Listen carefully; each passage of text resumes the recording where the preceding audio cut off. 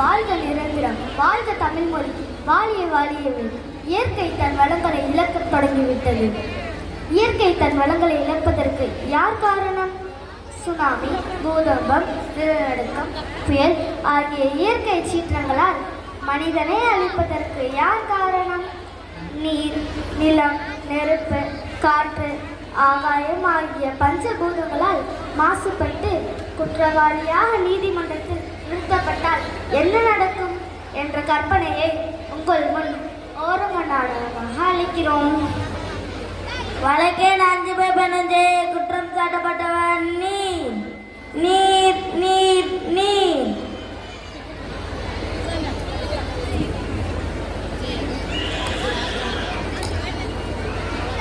ஃபுல்லா எடுப்போமே. நான் சொல்வதெல்லாம் உண்மை, உண்மை தவிர வேற எதுவும் இல்லை. நான் சொல்வதெல்லாம் உண்மை, உண்மை தவிர வேறொன்றும் இல்லை.